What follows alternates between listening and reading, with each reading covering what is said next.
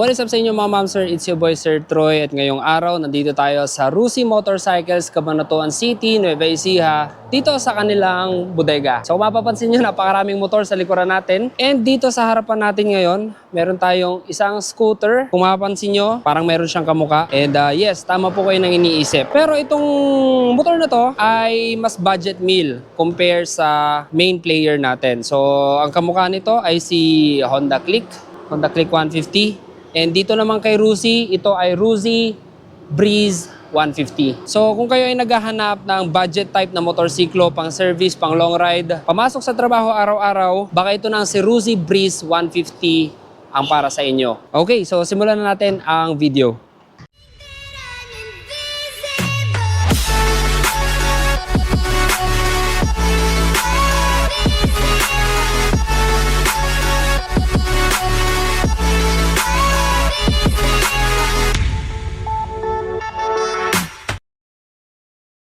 Okay, Rusi Breeze 150. Mas budget meal, mas practical, although less lang siya sa technology, pero baka ito na yung swak sa budget ninyo. So bago tayo pumunta sa engine specifications and features niya, i-walk around ko muna kayo sa motor na to. Ayan, kung mapapansin nyo, napakaganda ng kulay niya. Ang ganda ng color combination niya at tingin ko rito sa harapan para siyang naka-stance, ano? Parang naka-lowered na siya. Ayan, ang ganda ng color combination niyang black and white. Ang lakas ng dating, promise. So, combi brakes, telescopic fork, naka-mags, naka-disc brake. Sa likod naman, brake drum. So, umpisa natin dito sa likuran. Kanyang tail, LED. Kanyang brake lights, LED. Turning signals, LED rin. May ilaw para sa plate number. May reflectorized, added visibility para pag nagra-ride kayo sa gabi. At sa kanya namang tail fender, okay na rin. Medyo matalim tignan. Grab bar, isang buo, malapad, alloy casted. Sa kulay naman niya, kulay white. And may decals tayo dito ng Breeze. Ayan, may lining ng red. Dito naman, meron tayong tire hugger. Sukat ng gulong natin is 90/90 rim 14. I think is tube type ito. Yes, tube type. Alloy casted wheels. Tapos sa kanya exhaust naman, may heat guard na malaki. So siya ay air-cooled, carburetor type. Meron tayong tapakan para sa pilon. May rubber.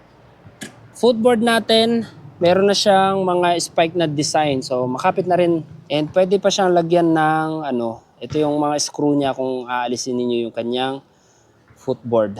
I think yung battery nito is nandito. Ayan, kung mapapansin niyo merong cut sa kanyang fairings. Dito sa gilid, ito yung kanyang design. White, may decals na 150 at may kulay black dito na parang meron pa siyang carbon inspired doon. Kanyang front fender, ayan, same na same. May combi brakes sa gilid, telescopic fork with Rusi stickers. Naka-disc brake, wavy, alloy casted, tube type din.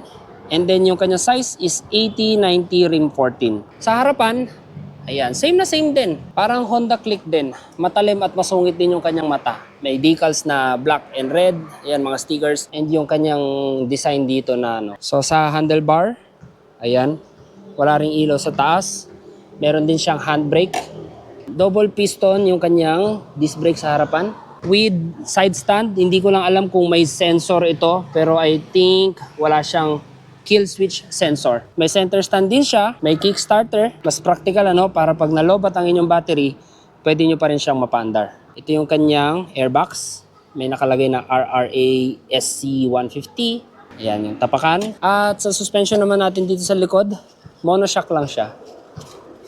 Ayan, shock absorber with coil spring. So dito naman sa footboard, same lang din doon sa Click. Ayan, spacious na rin. May side pockets, mechanical keys. Ito yung kanyang susi. Meron na rin siyang dito lock. Ayan. Yung ating seat button. Ito. Dito naman sa ating control panels, ito yung ating rear brake. So combi brake yan, tumutunog din doon sa kabila. Kapag ka nag-brake kayo, either sa dalawa na yan, merong isang partially nagagana sa dalawa. So mag-brake kayo sa likod, gagana yung harapan ng mas mahina. Hindi kapag nag-brake ka naman din dito, gagana rin yung kabila. So handlebar grip niya, okay na rin. Medyo matigas, pero maganda yung grip. May bar end slider, maliit. High and low beam, horn, wala siyang passing light. Yes, wala siyang passing light. Turning signals. Dito naman, analog speedometer. Meron siyang total odometer and the rest is light indicators na. Wala rin siyang mode and select button kasi wala naman siyang analog and then light indicators na lahat. Dito naman sa right side, meron tayong kill switch, light switch, and yung ating electric starter button. Throttle. Malambot yung throttle niya. Sa under seat storage naman natin, malaki rin yung kanyang storage. I think mga nasa 7 ito. 6 or 7 liters. Hindi ko alam kung kakasya ang half pace pero tingin ko yung mga nutshell kasya dito. So fuel tank capacity niya, ayan. I think nasa 4.5 liters din ito.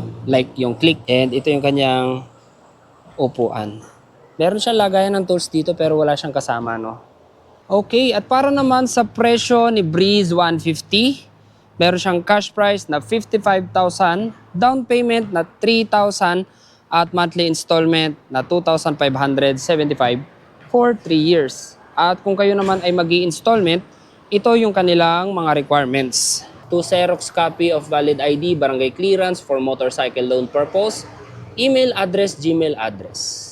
So para naman sa isang 5'6", ganito po yung ating seating position dito. Seat height niya is 760mm. Mababa na rin kahit babae na mga nasa around 5'2" pababa, kayang-kaya na itong motor na to. So siya ay scooter, wala kang po problemahin sa transmission, piga ka lang ng piga dito. At sa kanya namang braking system, disc brake ang harapan, brake drum ang likod. Okay, kung sa tingin nyo, mas okay bumili ng Rusi Motorcycles, mas practical at mas pasok sa budget, i-comment nyo lang dyan sa comment section sa ibaba. At isa pa, alam naman natin na si Rusi ay kilala sa pagiging affordable at practical. So kung kayo talaga ay naghahanap ng budget meal na scooter, gusto nyo lang na pamasok, hindi naman kayo madalas mag long rides or maglibot, pamasok lang talaga sa trabaho araw-araw, pwedeng-pwede na talaga itong si Breeze 150. So sa kanyang fuel tank capacity na 4.5 liters, approximately yung kanyang fuel consumption ay aabot ng at least 35 to 40 kilometers per liter. Mas less compared dun sa mga fuel injected. Pero gaya nga nasabi ko sa inyo, kung gusto niyo ng mas murang motorsiklo, ito na ang para sa inyo. So yun, like, comment, share, and subscribe and hit the bell notification para updated kayo pag may bago tayong video. So ride safe and see you on my next one.